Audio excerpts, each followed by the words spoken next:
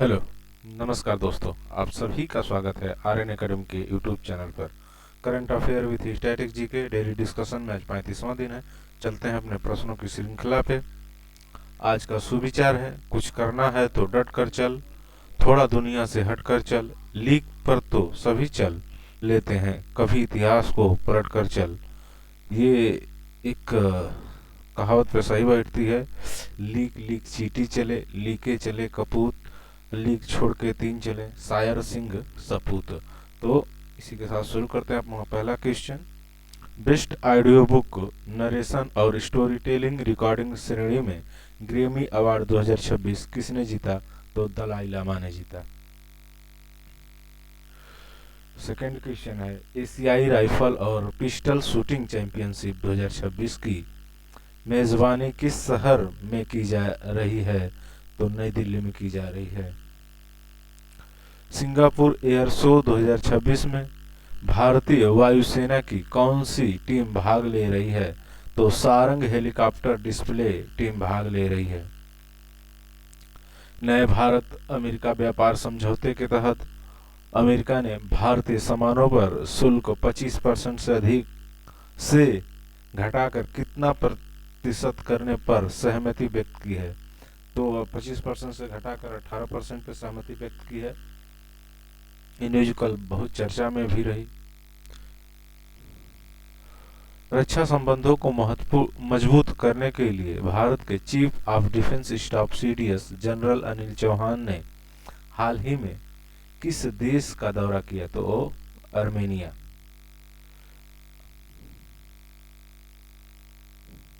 इसरो ने किस प्रक्षेपण यान की लगातार विफलताओं की जांच के लिए एक स्वतंत्र समिति की घोषणा की? तो polar satellite launch vehicle PSLV की। हाल ही में संसद में हाल ही में चर्चा का विषय बनी रही पुस्तक 4 स्टार ऑफ डेस्टिनी किस पूर्व सेना प्रमुख का संस्मरण है? तो ये जनरल एम एम नरवाने। क्या है बुक में? एक पुस्तक 2019 एक पुस्तक 2019 के करीब आती है। General M N BP M M general M M Naravane की। ये पुस्तक उस घटना की है जब चाइना और भारत एक साथ सीमा पे अग्रेसन के साथ खड़ा था। बड़ी तानातानी थी उस समय। नरवाने जी के कमान में वो क्षेत्र था। उस क्षेत्र की घटना का जिक्र करते हुए उस पुस्तक में एक जगह आता है। वो पुस्तक अभी पेगविन प्रकाशन से आई तो नहीं है मार्केट में, लेकिन पत्रकारों के पास पीडीएफ रूप में और जो जनरल पत्रकारिता करते हैं उनके पास पहुंच जाती है सैंपल के लिए। तो उन्होंने पढ़ के एक जर्नल में छपा है। तो उसी के बारे में कल डिस्कस हो रहा था संसद में। राहुल गांधी के द्वारा उठाई गई थी ये बात। तो हमारे रक्षा मंत्री राजनाथ सिंह और गृह मंत्री अमित शाह जी ने इस पे जोर देकर कहा था कि जो पुस्तक मार्केट में अभी आई ही नहीं है उस पर चर्चा कर, उसको बीच में रख कर चर्चा करने की कोई आवश्यकता नहीं है। ये बहुत तीखी बात थी। आप लोगों ने वीडियो कभी देखा ही होगा या तो आपके सामने आएगी। चलते हैं अगले प्रश्न पे। माउंट इंका कागुआ, जिसे हाल ही में भारतीय पर्वतारोही कबाग यानों के फतह किया है, किस महाद्वीप की सबसे ऊंची चोटी है? तो दक्षिण अमेरिका की। दक्षिण अमेरिका की। आप समझ रहे हैं वर्ल्ड मैप को? एक ब्रीफ में समझ लेते हैं। ये समझिए कि उत्तरी अमेरिका ये है, दक्षिणी अमेरिका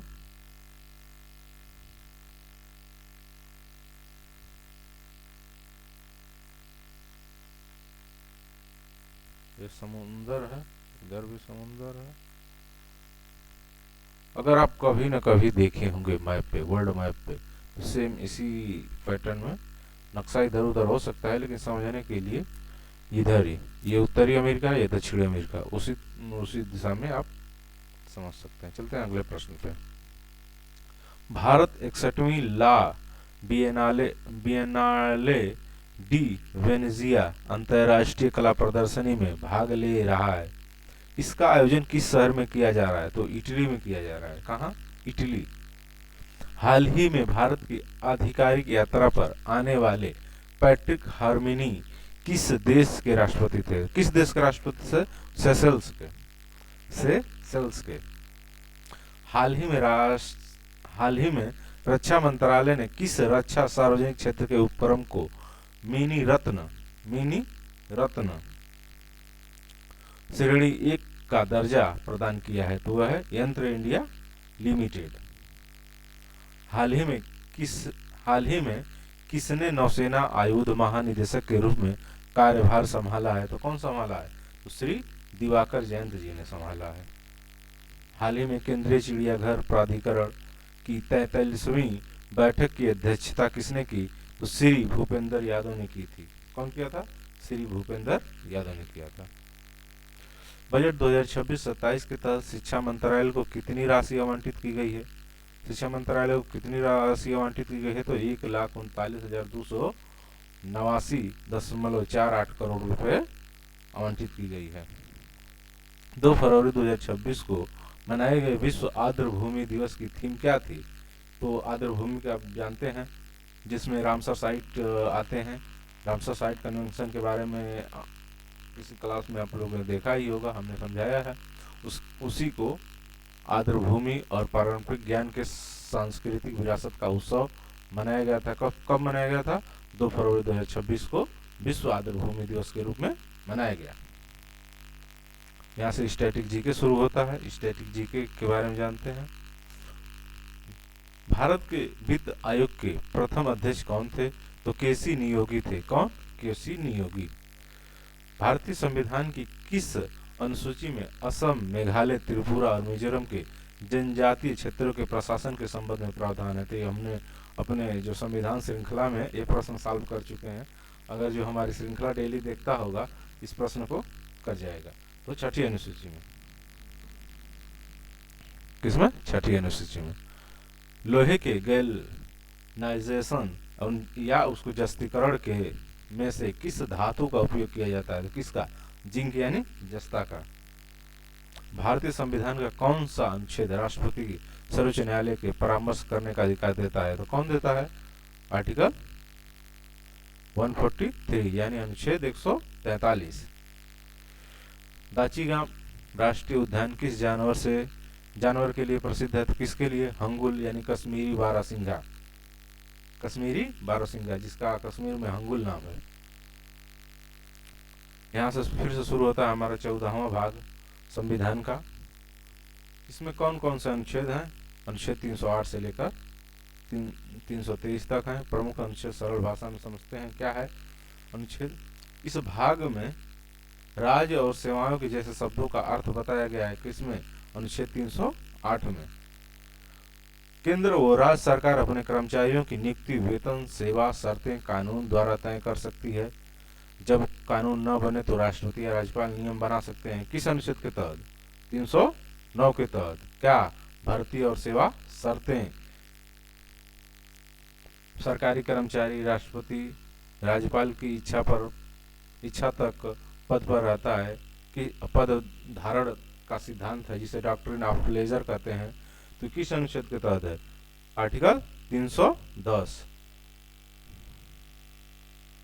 मतलब सरकार कुछ स्थितियों में सेवा समाप्त कर सकती है, उसी का 310 का ही है। तो अनुच्छेद 311 क्या कहता है? सरकारी कर्मचारियों को बिना जांच के बर्खास्त हटाया नहीं जा सकता, उसे आरोप बताने और सफाई देने का मौका मिलेगा। इसी को कहते हैं सेफ गार्ड यानी सुरक्षा। किस अनुच्छेद के तहत? 311 के तहत। अनुच्छेद 312 क्या कहता है? अखिल भारतीय सेवाएं, ऑल इंडियन सर्विस, जिसमें IAS, IPS, IFS जैसी सेवाएं संसद कानून बना सकती है। ये सेवाएं केंद्र और राज्य दोनों के लिए काम करती हैं। किसमें? अनुच्छेद 312 के तहत। चलते हैं अनुच्छेद 315 और 23 के बीच क्या है? तो लोक सेवा आयोग है, जिसमें UPSC आती है, स्टेट PCS आता है, केंद्रीय लोक सेवा आयोग है जिसे कहते हैं, और इसे राज्य लोक सेवा आयोग भी कहते हैं। मतलब अलग जो राज्य सरकारें कराती हैं लोक सेवा की परीक्षाएं, जो केंद्र सरकार कराती हैं जैसे यूपीएससी और स्टेट पीसीएस। इसके गठन और कार्यकाल, कार्य और स्वतंत्रता का प्रावधान है किसमें? अनुच्छेद 315 से लेकर 323 तक। चलते हैं अपने प्रश्नों की श्रृंखला पे। आज का पहला प्रश्न है, भाग 14 किससे संबंधित है? टाइमर स्टार्ट कर देते हैं।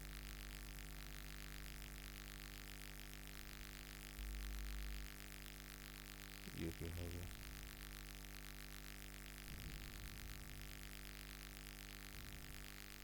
भाग 14 किससे संबंधित है? तो न्यायपालिका से संबंधित है क्या? सेवाओं से संबंधित है? चुनाव से, आपात से? किससे संबंधित है?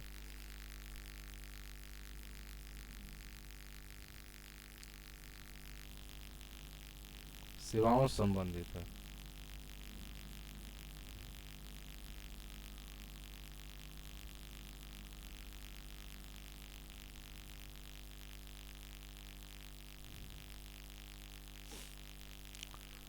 प्रश्न दूसरा है, भाग 14 में कौन सा अनुच्छेद शामिल नहीं है? कौन सा अनुच्छेद शामिल नहीं है?